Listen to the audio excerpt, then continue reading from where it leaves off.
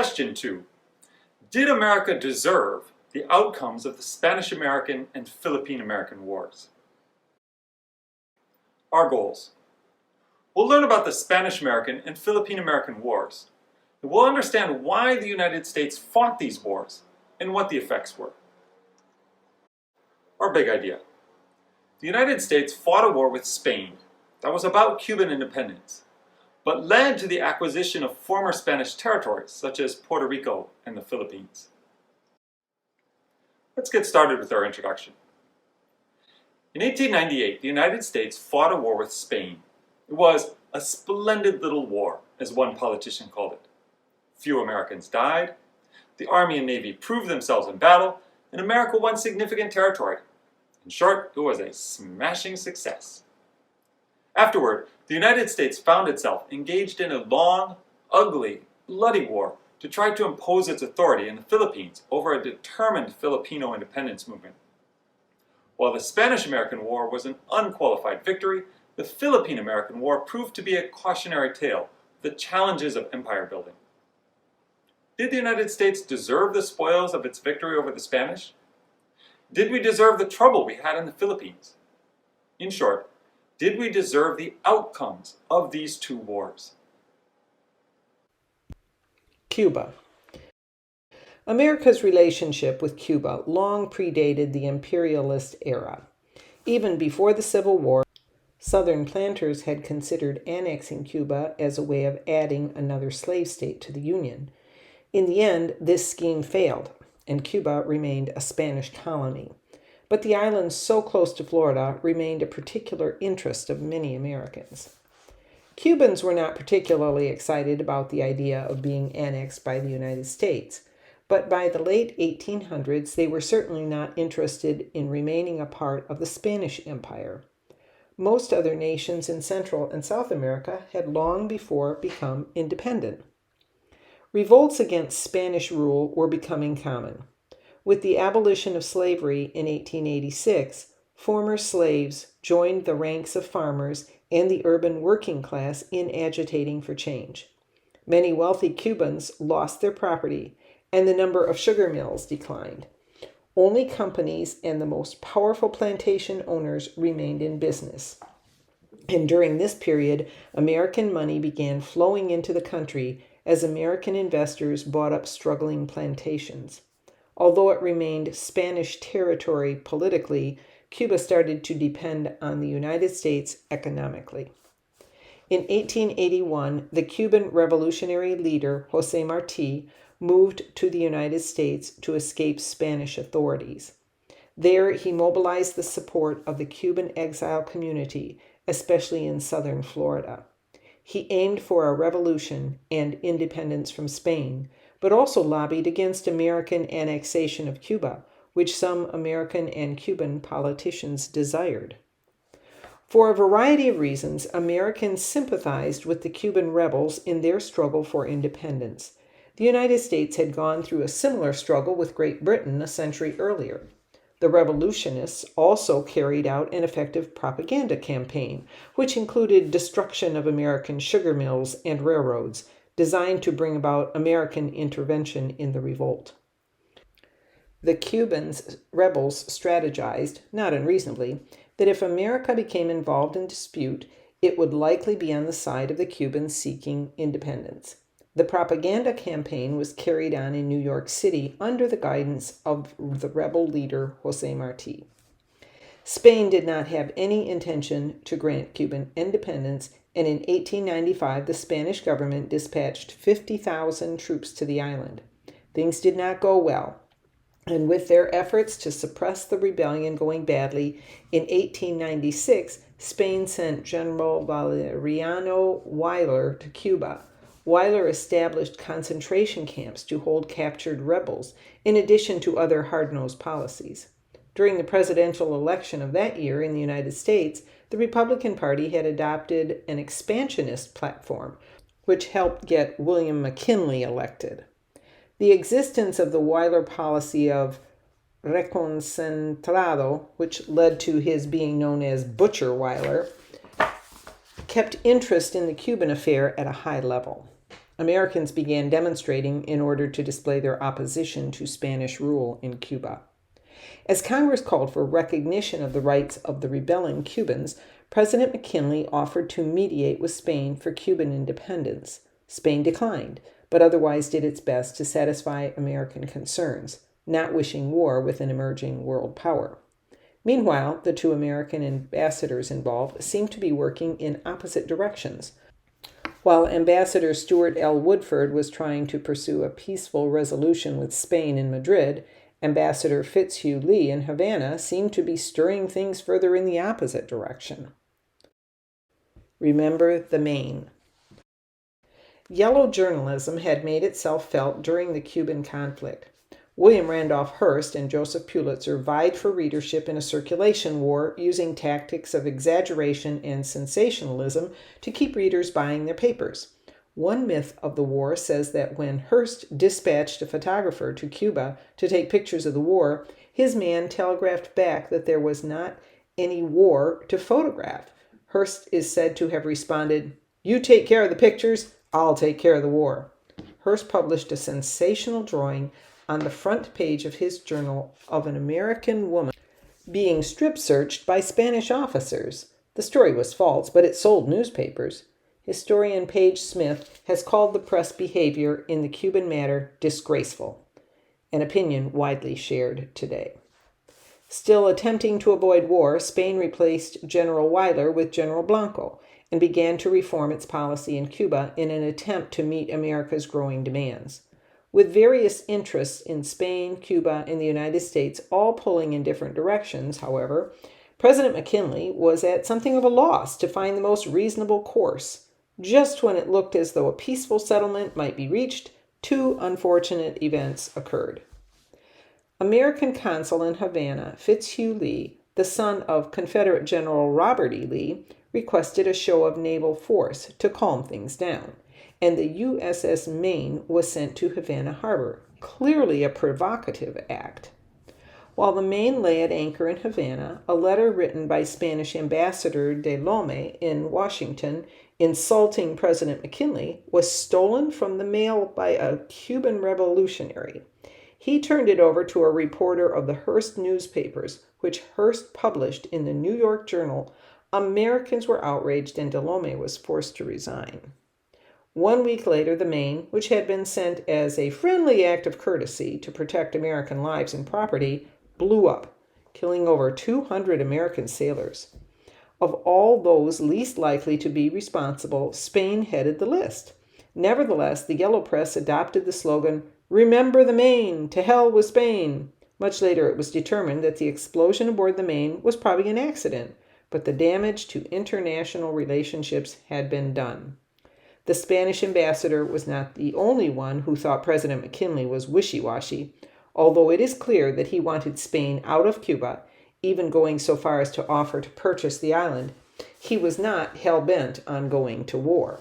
Historians have generally concluded, however, that the American public, aroused by the Yellow Press, pushed the president into seeking a declaration of war. Reluctantly, President McKinley, himself a veteran of the horrors of the Civil War, asked Congress to declare war on Spain, and on April 25, 1898, the United States officially entered a state of war with Spain. An amendment known as the Teller Amendment was added to the declaration, indicating that the United States had no intention to annex Cuba. The Splendid Little War. The Splendid Little War, as the Spanish-American War was later called by Secretary of State John Hay, was handily won by the United States over an inept Spanish army and navy. Americans supported the war enthusiastically, and many young men volunteered. However, the regular army, which had done little but fight Native Americans since the Civil War, was ill prepared to manage the mobilization necessary to get on a war footing, and mobilization was slow, clumsy, and it was months before any American soldiers actually landed on Cuba. The Navy, on the other hand, was in good trim, having been expanded during the previous decades in response to the writings of Mahan and the support of other navalists like Theodore Roosevelt. The Navy fought well from the beginning. Commodore George Dewey, dispatched from Hong Kong destroyed the Spanish fleet in Manila Bay in the Philippines, suffering only minor casualties to his ships and men. Later, Admirals Sampson and Schley defeated the Spanish fleet off the coast of Cuba. The movement of naval vessels between Asia and the United States and around the tip of South America underscored the need for a canal between the Atlantic and Pacific Oceans in Central America. Although the Army was plagued by inefficiency, disease, and disorder, American ground forces were bolstered by volunteers, such as Theodore Roosevelt's famous Rough Riders. American soldiers fought bravely enough to defeat a hapless Spanish army near Santiago. American troops also occupied Puerto Rico, another Caribbean island Spanish colony. The fighting, which lasted less than 4 months, saw fewer than 400 American soldiers killed in combat. Over 10 times as many died from disease, however. The most popular image of the Spanish-American War is of Theodore Roosevelt and his Rough Riders charging up San Juan Hill.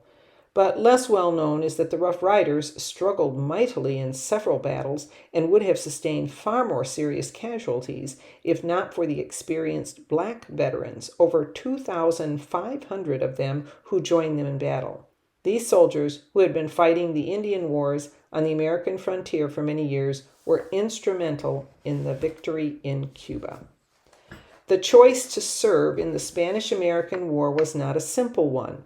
Within the African-American community, many spoke out for and against involvement in the war. Some felt that because they were not offered the true rights of citizenship, it was not their burden to volunteer for war. Others, in contrast, argued that participation in the war offered an opportunity for African Americans to prove themselves to the rest of the country. While their presence was welcomed by the military, which desperately needed experienced soldiers, the black regiments suffered racism and harsh treatment while training in the southern states before shipping off to battle. Once in Cuba, however, the smoked Yankees, as the Cubans called the African American soldiers, fought side by side with Roosevelt's Rough Riders, providing crucial tactical support to some of the most important battles of the war. After the Battle of San Juan, 5 African American soldiers received the Medal of Honor, and 25 others were awarded a Certificate of Merit. One reporter wrote that, "If it had not been for the Negro cavalry, the Rough Riders would have been exterminated." For some of the soldiers, their recognition made the sacrifice worthwhile. Others, however, struggled with American oppression of Cubans and Puerto Ricans, feeling kinship with the black residents of these countries who fell under American rule. The Philippine-American War. As the war closed, Spanish and American diplomats arranged for a peace conference in Paris. They met in October 1898 with the Spanish government committed to regaining control of the Philippines, which they felt were unjustly taken in a war that was solely about Cuban independence. President McKinley was reluctant to relinquish the strategically useful prize of the Philippines. He certainly did not want to give the islands back to Spain, nor did he want another European power to step in and seize them. Neither the Spanish nor the Americans considered giving the islands their independence, since, with the pervasive racism and cultural stereotyping of the day, they believed the Filipino people were not capable of governing themselves. William Howard Taft, the first American governor general to oversee the administration of the new American possession, accurately captured American sentiments with his frequent reference to Filipinos as our little brown brothers. Philippine revolutionary Emilio Aguinaldo refused to exchange Spanish occupation for American and continued the insurrection he had been leading against the Spanish with a fight against the new American invaders. The result was the Philippine-American War, or the Filipino insurrection. It was one of the ugliest wars in American history. The Filipinos' war for independence lasted 3 years, with over 4,000 American and 20,000 Filipino combatant deaths. The civilian death toll is estimated to be as high as 250,000. Under the rule of the American military, the Philippines remained a war zone, with terrible atrocities committed by American troops against Filipino soldiers and civilians alike. Frustrated with a lack of progress, President McKinley turned the Philippines over to a civilian governor. Under Taft's leadership, Americans built a new transportation infrastructure, hospitals, and schools, hoping to win over the local population. The rebels lost influence, and Aguinaldo was captured by American forces and forced to swear allegiance to the United States. Taft continued to introduce reforms to modernize and improve daily life for the country, despite pockets of resistance that continued to fight through the spring of 1902. Much of the Commission's rule centered on legislative reforms to local government structures and national agencies, with the Commission offering appointments to resistance leaders in exchange for their support.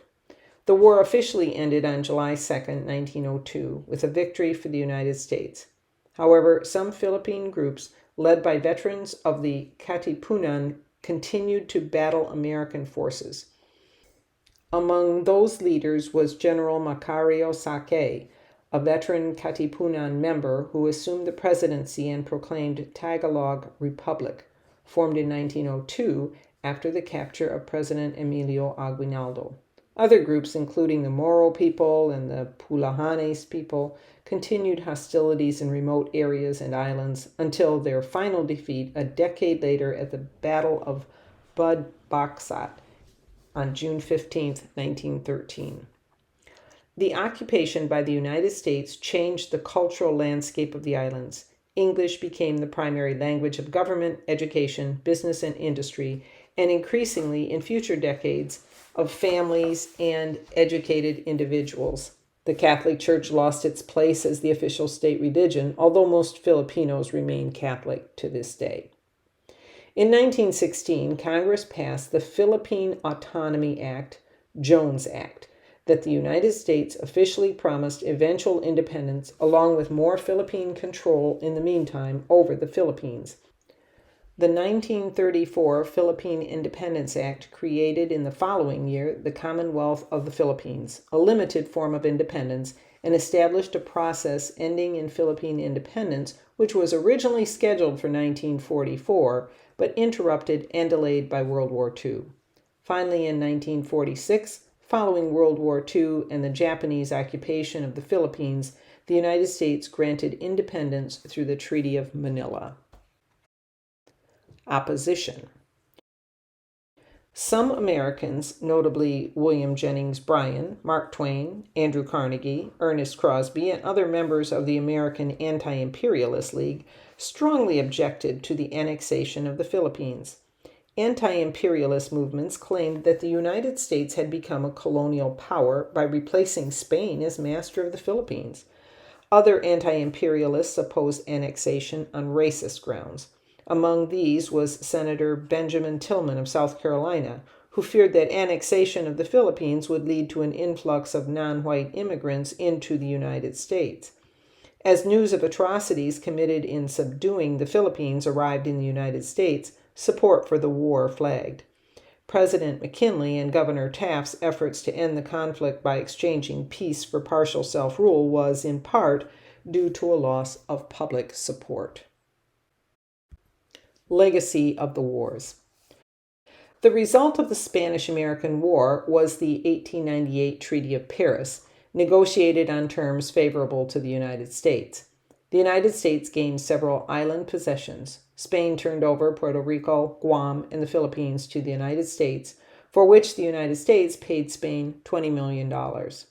Puerto Rico and Guam remain American territories, and the people of those territories are U.S. citizens, although since they are not states, they have no representation in Congress and no vote for president.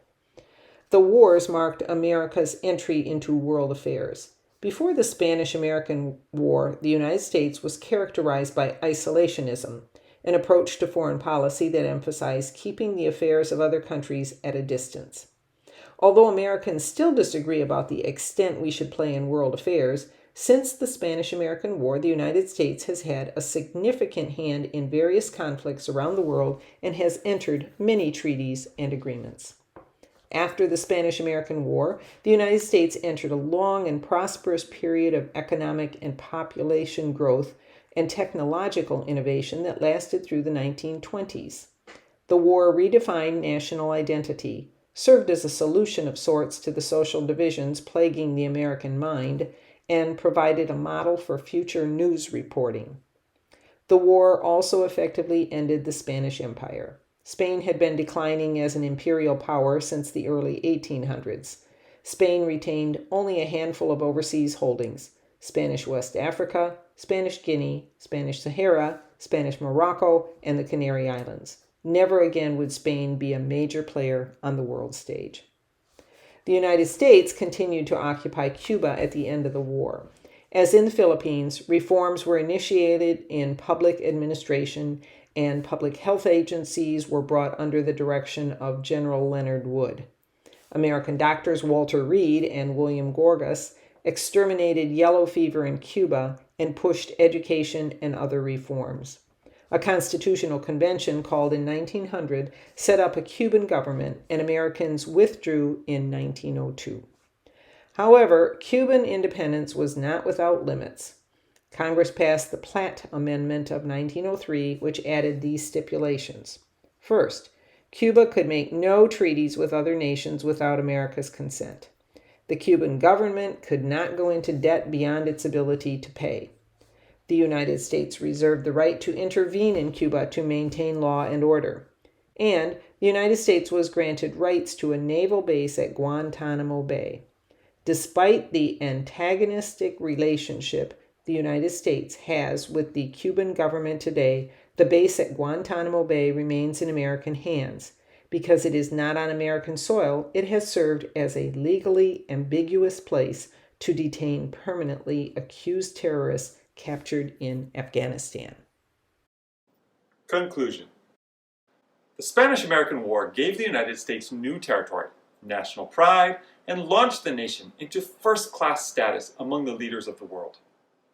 While the reasons for declaring war might have been dubious, the cause of Cuban independence was noble and achieved.